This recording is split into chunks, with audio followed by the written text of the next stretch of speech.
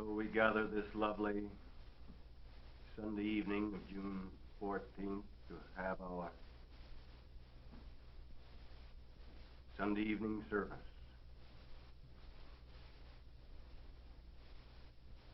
Let us have a moment of devotion.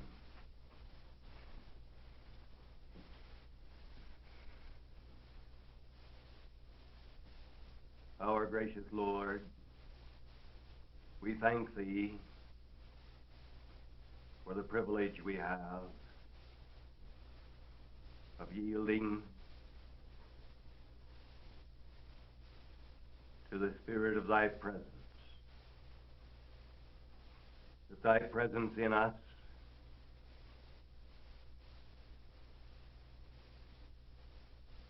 and with us may be made evident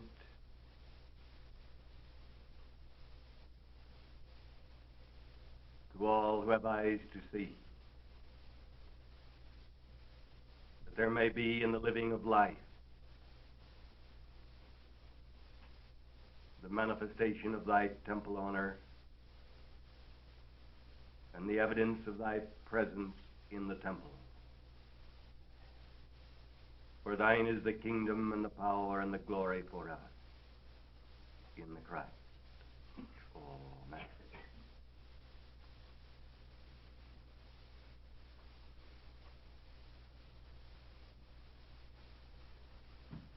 This morning,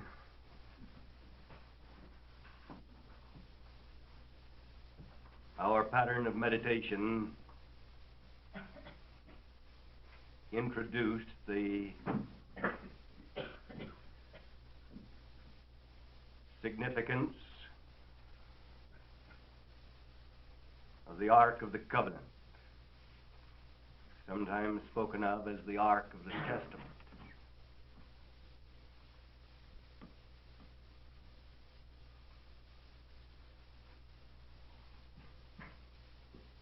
And tonight, as we begin our meditation,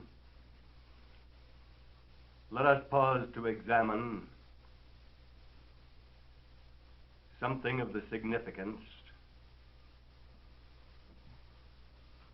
to be found in this particular pattern of portrayal as it comes to us from out of the past.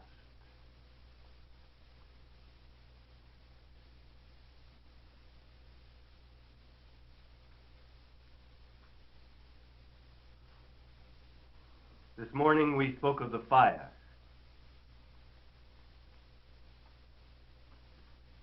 that appeared over the mercy seat between the cherubim.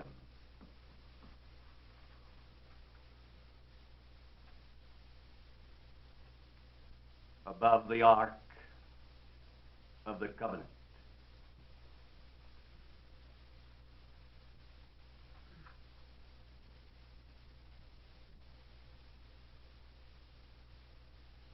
This fire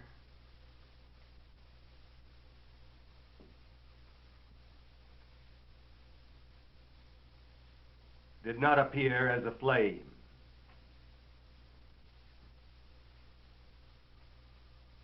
but more as a glowing ball of fire surrounded by what is spoken of as a cloud.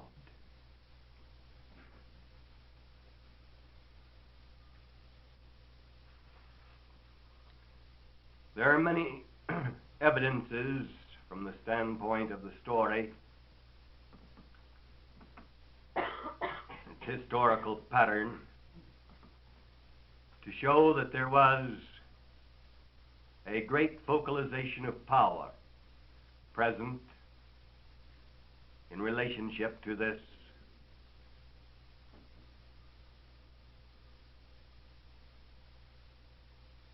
glowing ball of fire surrounded by the cloud between the cherubim on the Ark of the Covenant.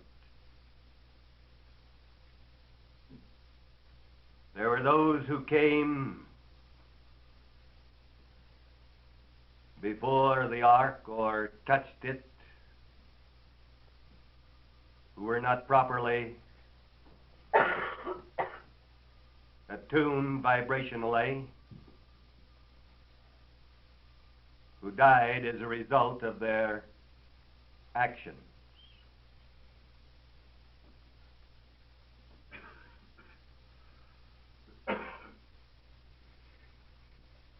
This particular outworking tended to fill the people who were somewhat superstitious in many ways, in any case, with a superstitious fear.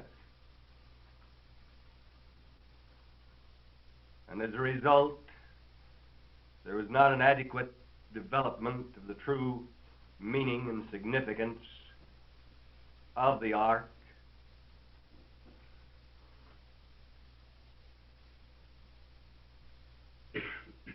as a connecting link between man and God.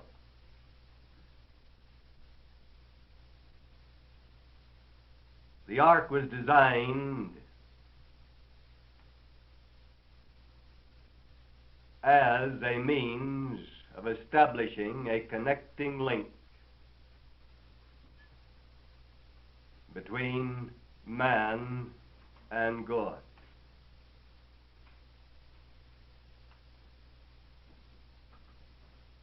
In the fullness of the divine pattern, we may say that such a connecting link should not be necessary. And yet,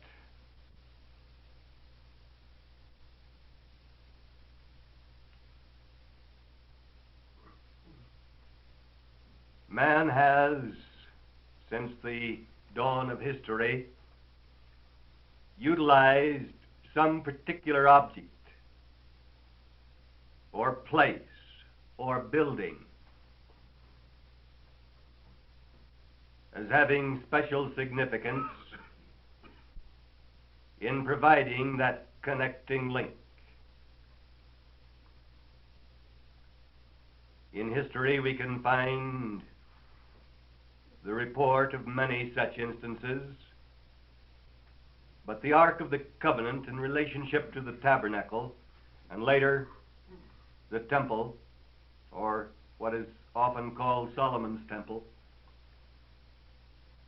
provides us with perhaps the most outstanding of such instances.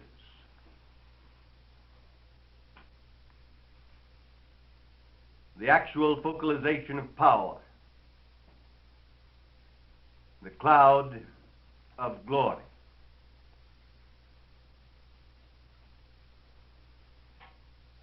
This morning I mentioned the Shekinah Fire. I might mention here that according to the scholars, the accepted pronunciation is Shekinah. And within the scope of that particular pattern of use, it is perhaps permissible to say Shekinah. But as with many of the words in the Hebrew language, there is a very close relationship to the motherland tongue. And even though from the standpoint of Hebrew or the view of the scholars, the pronunciation is accepted as Shekinah, I like to use Shekinah because it carries more of the motherland vibration of a word from which this word originally came, from which it was derived.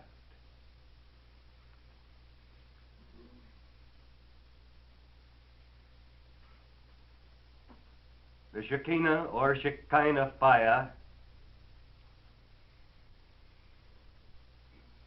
is something which we here today need to begin to understand.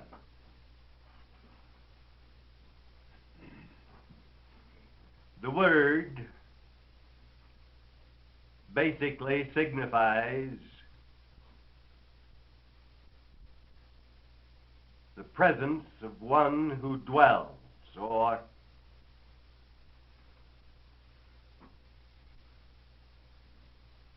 since the reference is to the ark or the tabernacle or the temple, the inference is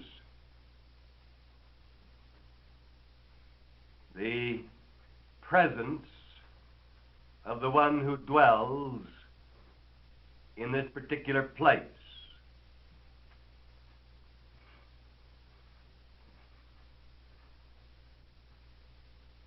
Many of the passages in the Old Testament which are translated as containing the word glory, as of the glory of the Lord filled the temple and shone round about, is found in the original as Shekinah. The glory of the Lord, the cloud surrounding the Shekinah fire. And as we consider the glory of the Lord, we must recognize that that glory, whatever it is, however it may be perceived, is certainly evidence of the presence of God. But from the standpoint of the meaning of the term as it is used in the Hebrew, it is not to be taken as a name of God, although it was often substituted for the name of God. In the true patterns of heavenly magic, the name or names of God are not used lightly. And there are those names which are not supposed to be spoken audibly.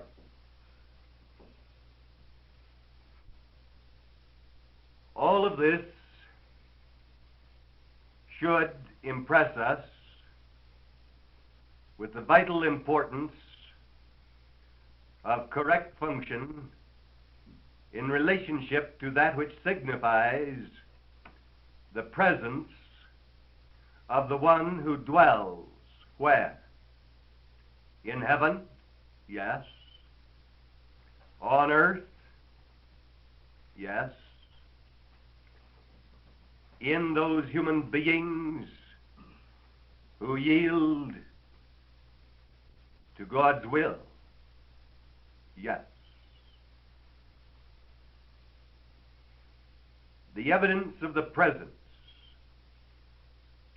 a cloud and a fire, or a glowing light. In some respects,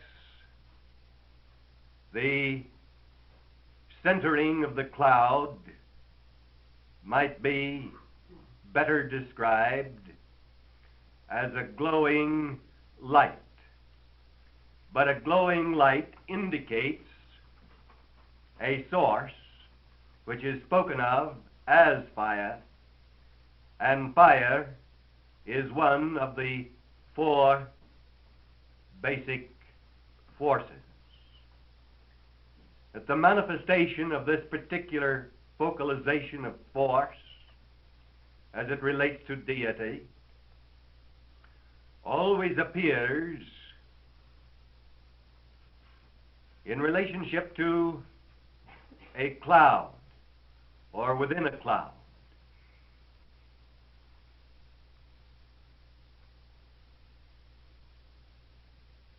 And what is the cloud?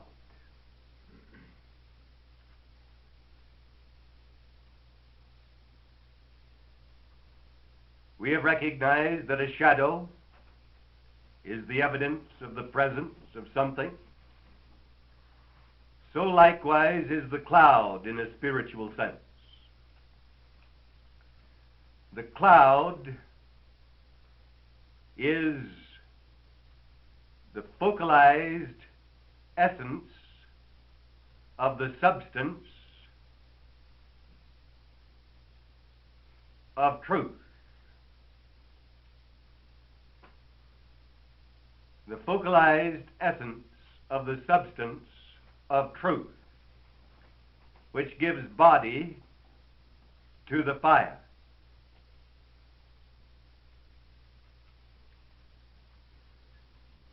The cloud is the essence of this substance,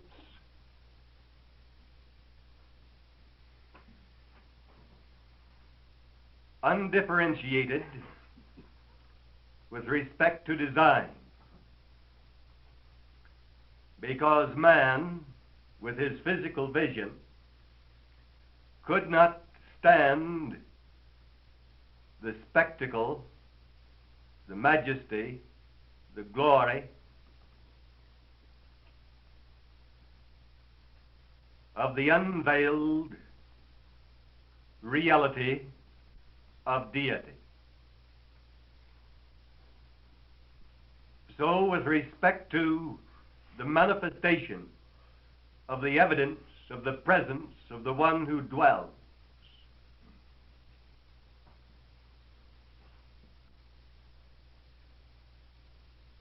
there is the projection of the essences of the Spirit of deity.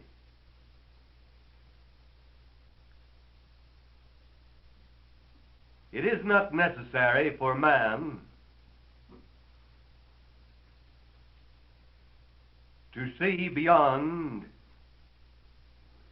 these essences of the Spirit insofar as his physical vision is concerned. But it is necessary, if we are to accomplish our heavenly purpose, our high calling on earth, it is necessary that we should begin to more fully realize and experience the reality of the essence of the Spirit in focalization, which makes possible our clear perception of the presence of the one who dwells. Let us note for a moment the manner in which this particular pattern worked out in the New Testament period.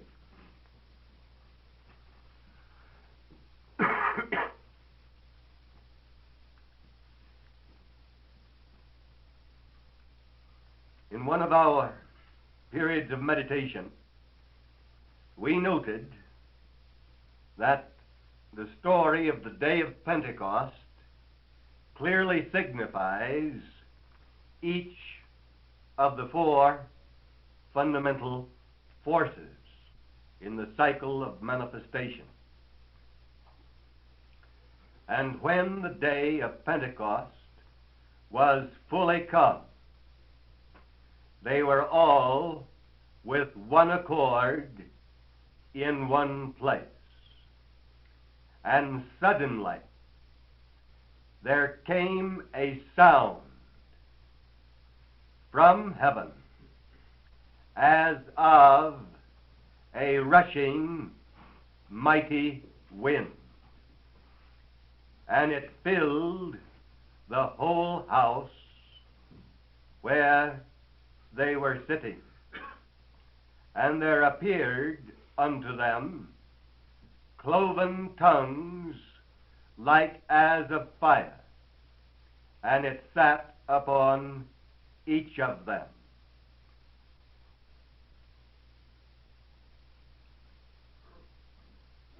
And when the day of Pentecost was fully come, and why did it come? Because they were all with one accord in one place.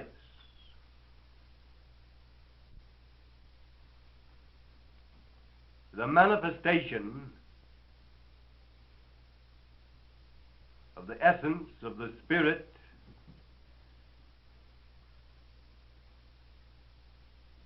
which reveals the presence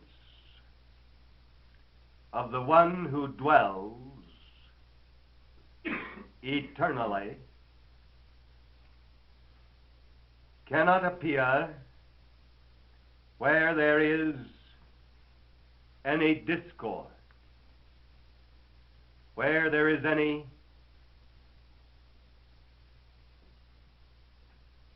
vibratory inharmony, where there is any conflict.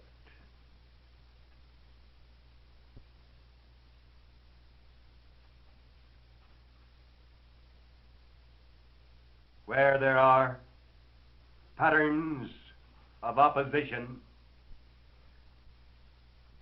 or distorted vibratory factors such as with fear. They were with one accord in one place. And we cannot overemphasize the vital importance of these few words. They were all with one accord in one place. 9 words upon which you might well meditate much. They were all with one accord in one place. And suddenly there came a sound from heaven as of a rushing mighty wind, and it filled all the house where they were sitting. There we see the manifestation of the cloud, and within the cloud where they were sitting there appeared unto them cloven tongues like as of fire. But the statement clearly indicates that it was not fire as fire might be thought of in the ordinary sense. The cloud and the fire. Now, the day of Pentecost was not the first time this manifestation of the Holy Spirit or the Spirit of God was known to men. It was known many, many times during the Old Testament period. And when it was known, where it was known, the blessings of God were made abundantly evident. We have the story, for instance, of the time when David determined to move the Ark of the Covenant to Jerusalem. And he undertook to use appropriate measures. They were taking the ark on a cart. And As the cart was passing over a rough place, the ark was badly jolted upon the cart, and one of the men present thought to steady the ark.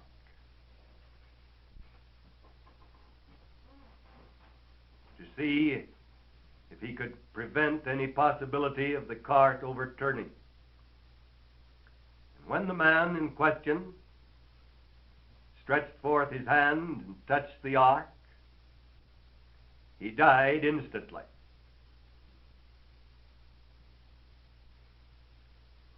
And David was much troubled, and so he arranged to leave the ark in the home of a man nearby. And David returned to Jerusalem. But it was reported to him after 3 months that the man in whose home the ark had been left had been very greatly blessed of the Lord. And so David determined to go and get the ark and bring it to Jerusalem, which he did.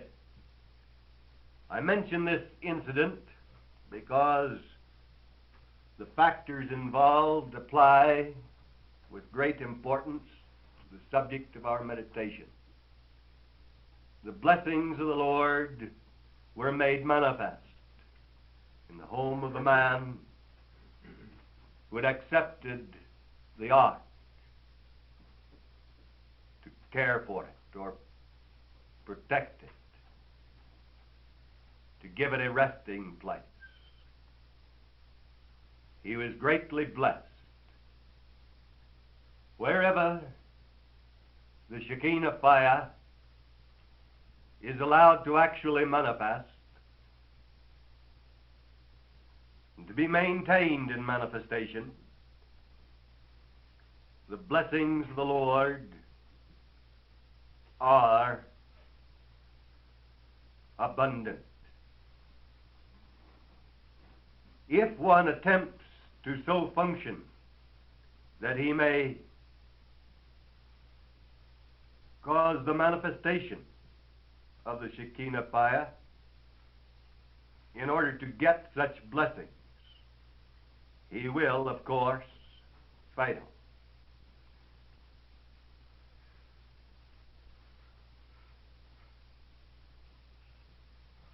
It is not to get the blessings, but the blessings are mentioned as further evidence of the reality of the presence of one who dwells.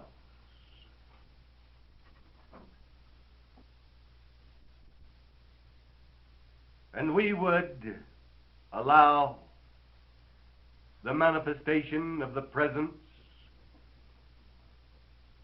of the one who dwells, so that there may be evidence of the reality of his kingdom on earth,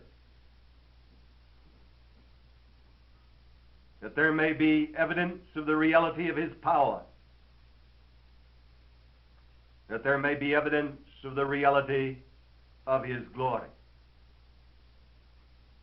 The cloud of his presence is the glory.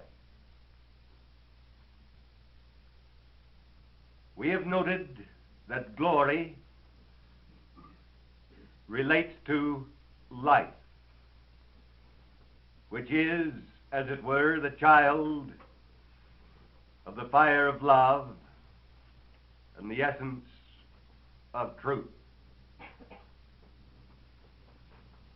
In the expression of life, the revelation of life, we have actually the expression or revelation of the evidence of the presence of the one who dwells. The one who dwells in your body, the one who dwells insofar as the unit or group pattern is concerned, the one who dwells insofar as the whole earth is concerned, and the one who dwells insofar as heaven and earth are concerned. The significance of the one who dwells, whom our Master on earth spoke of as the Father, is that there is no limitation to the realm of his dwelling. The one who dwells in all, through all, and above all. Recognizing these things, we can begin to see that our Master on earth utilized the heavenly magic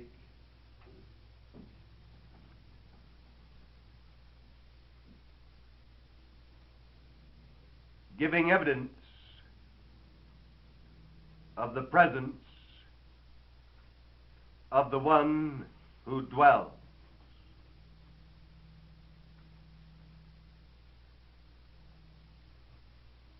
He that dwelleth in the secret place of the Most High shall abide under the shadow of the Almighty.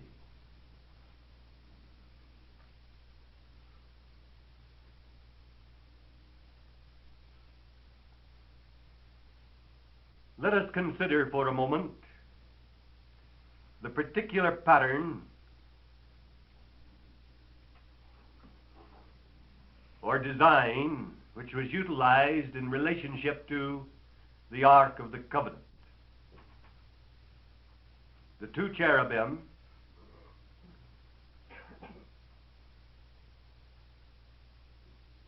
one standing at each end of the ark, and between them the mercy seat, manifesting as the top of the Ark of the Covenant. Individually, we can readily recognize that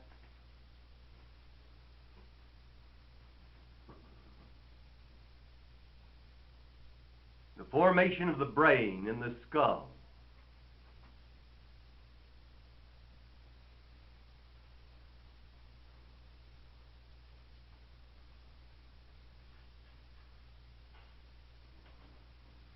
is upon exactly the same pattern.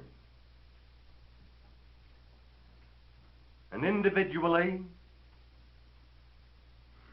we have that which is spoken of is the pineal gland,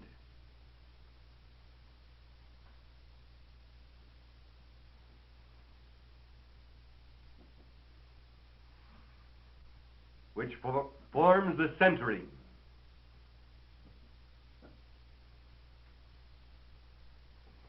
in the human body,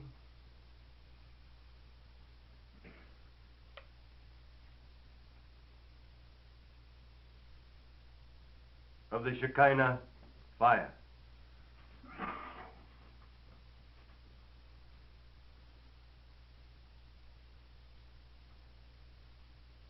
The central place of light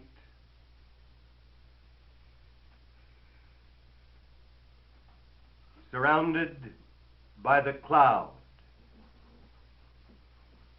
brain substance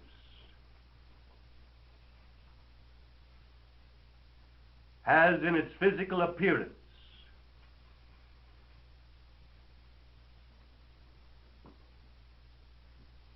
characteristics which suggest to our consciousness that it is more or less the condensed substance of the cloud.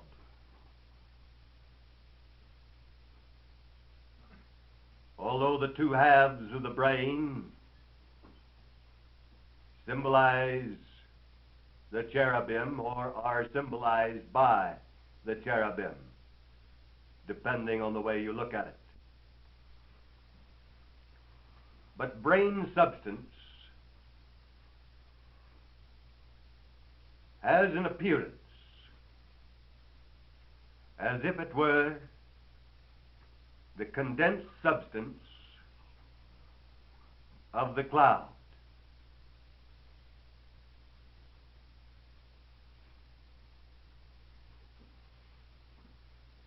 And in the midst of the cloud,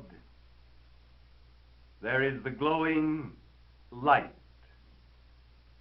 or the Shekinah Fire.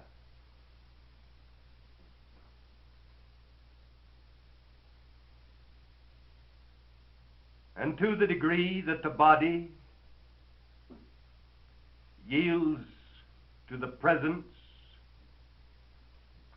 of the one who dwells, the reality of the manifestation of the fire and the cloud increases.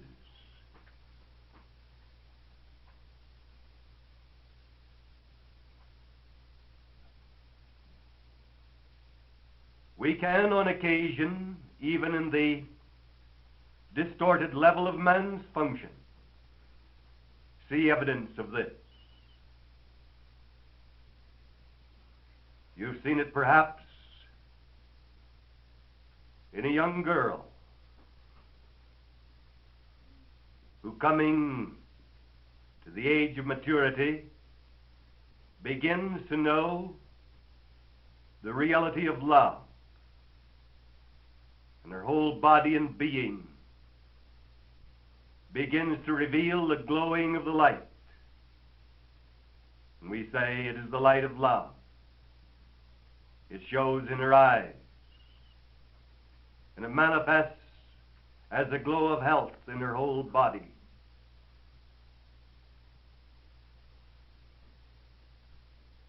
And one can sense in and round about her a cloud not of something dark and forbidding, but of something of the heavenly atmosphere. So whenever the law is fulfilled, to whatever degree it is fulfilled,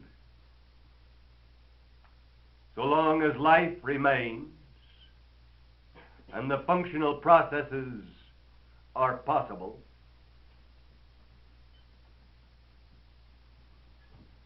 we have the evidence of the presence of the one who dwells.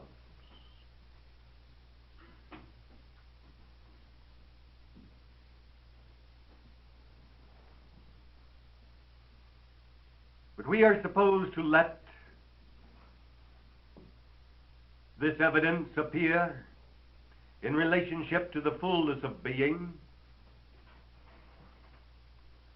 on a higher or spiritual scale, as well as in body and mind and heart.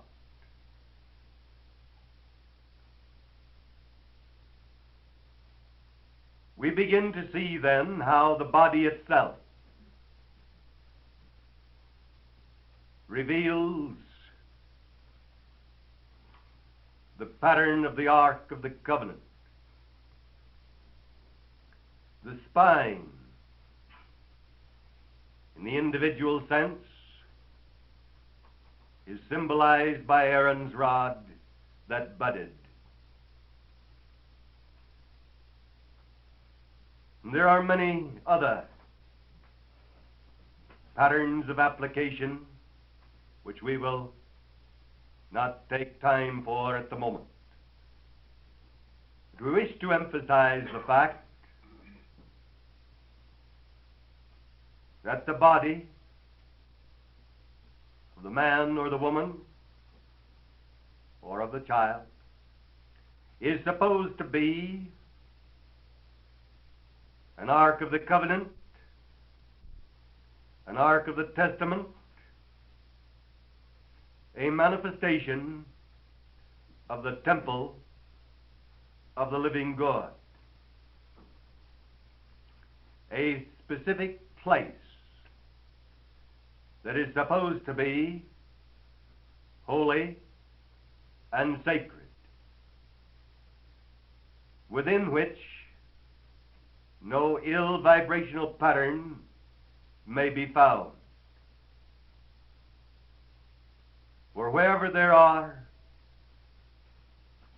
stress patterns in the vibrational factor at any level, the evidence of the presence of the one who dwells is withdrawn. And only when the patterns of accord and true peace are again made evident can there begin to be the restoration of the manifestation of the evidence of the presence of one who dwells. This manifestation is something which must be allowed to grow. It is something which appears in a creative field and does not manifest in its fullness in the instant. When it begins to appear, when the glowing light is first seen, we have evidence that the presence has been there for a considerable period, that the creative field has been maintained, that there have been no adverse vibrational factors, no discords, no resentments, no critical attitudes, no conflicts, no fear. For where these things rule,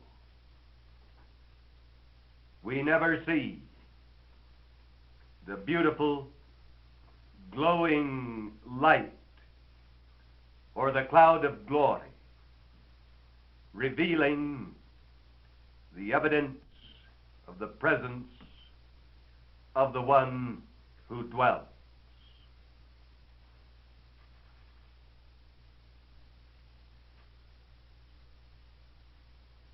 As we meditate upon these basic factors, we can begin to appreciate the great significance of the simple words, "Be still and know that I am God." Be still and know that I am God. Generally speaking, human beings are not still enough, long enough, to permit any real beginning manifestation of the Shekinah fire. Human reactions, patterns of attitude,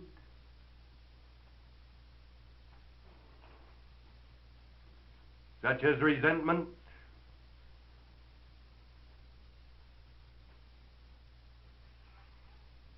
and the whirring of the endless rounds of meaningless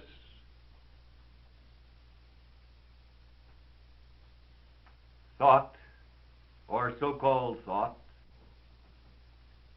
maintain a condition which prevents the manifestation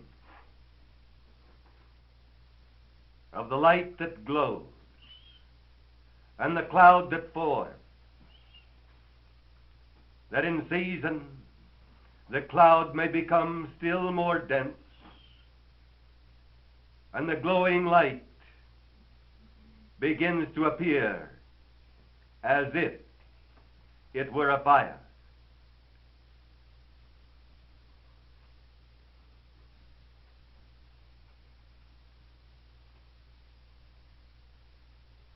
As long as human beings are more concerned about the expression and manifestation of their own ideas and concepts and desires, their own patterns of thought and word and action, yea, and of feeling, than they are the manifestation of the evidence of the presence of the one who dwells, they will have their reward, the privilege of expressing that which they think, which they think they feel, which they think they believe, which they think they wish to do.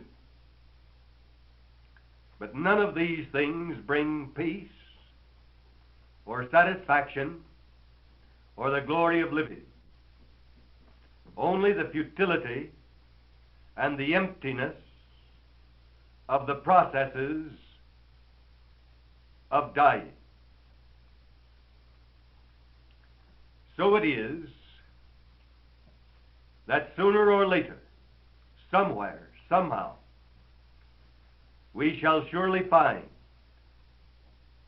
among you or among some people somewhere those who are willing, yea, eagerly willing,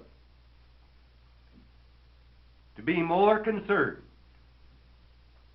about the manifestation of the evidence of the presence of the one who dwells than they are concerned about making evident the expression of their own thoughts and feelings and words and deeds.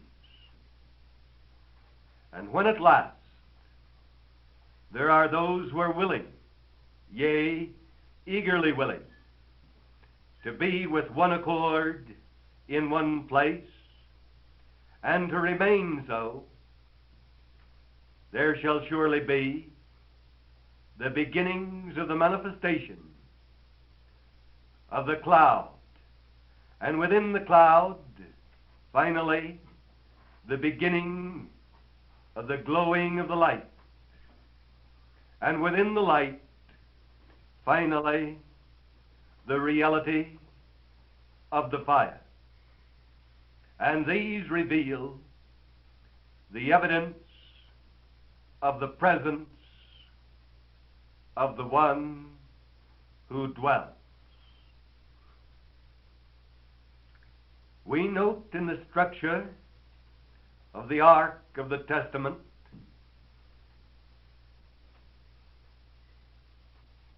that there were two cherubim, one at each end of the ark, establishing the points of polarity in a creative field. And the appearance of the glowing light, or of the fire within the light that glows, was between these two poles in the creative field.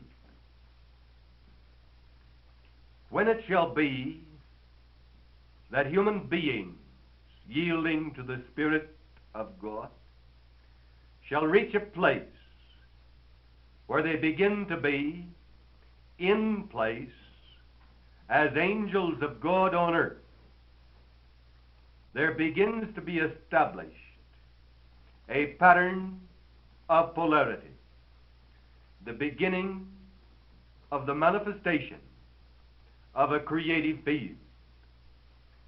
And under the working of the law, there is the beginning of a glow, of the light that glows, between these two poles within the creative field. When human beings first begin to feel the glow of the light that glows, they imagine that they have attained to something great and wonderful. And they have, in the sense of the beginning of things. But generally they do not let it go beyond that point. For at once they begin, as Peter did, to want to use the glow and the power that they feel in the light that glows for their own purposes, for their own desires. And they may have a little power for a little time, but soon self-centeredness and misuse causes the glow to vanish and the light to disappear. And when the glow is gone and the light is no more, there is a coldness and a hardness and a darkness that tells of the tomb that is at hand. For it is not only the kingdom of the King of heaven and earth that is at hand. Likewise, there is the darkness of the tomb that is at hand. And so each must choose for himself or herself the direction in which he shall go, the place to which he shall come, to accept the privilege of learning to be still, ceasing all self-activity, letting the heart be made pure. For what was it the Master said? Blessed are the pure in heart, for they shall see God. It is written that Moses saw God and talked with him. What did Moses say? He saw the Shekinah Fire. He saw the fire within the light that glows, and he was enfolded in the cloud that revealed the presence of the one who dwelt.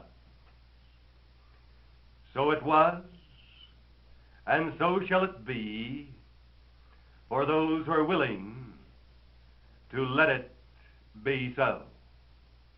Those who are willing to sacrifice the ox of their own stubborn mind and the lamb of their own patterns of life. Yea, and the doves of their own thoughts, that their hearts may be made pure, and that they may come at last to the place where all are with one accord in one place, the place of being still, the place where the human mind and heart are no longer concerned about expressing that which they think they are. For then the human being has but one concern, that he may share in the revelation on earth, the revelation of the manifestation of the presence of the one who dwells.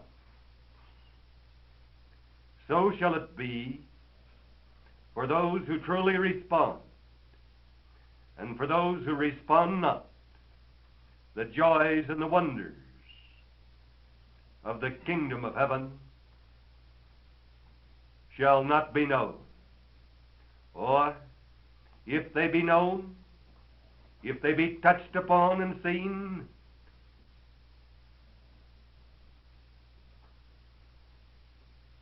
and such an one does not remain faithful and true, that which was known shall be taken away.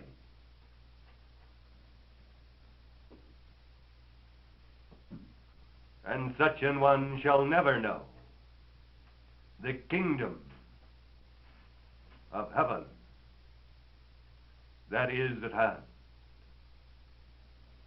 Blessed are they who are willing to relinquish the meaninglessness of human expression, that they may come at last to see the cloud, and within the cloud the light that glows, and within the light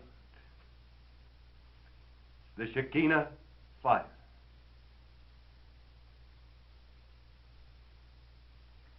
The evidence of the presence of the one who dwells.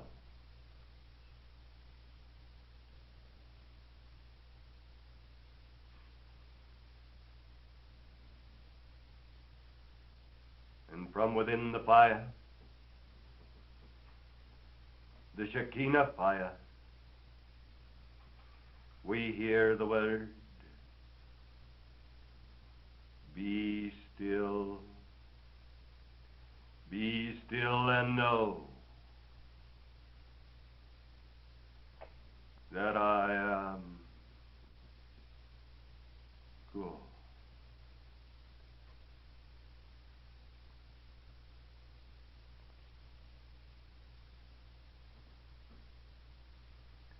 O Lord, I thank Thee for those who now respond, whosoever, wheresoever they may be, that they may be enfolded in the cloud and begin to see the light, the glowing of the light that glows,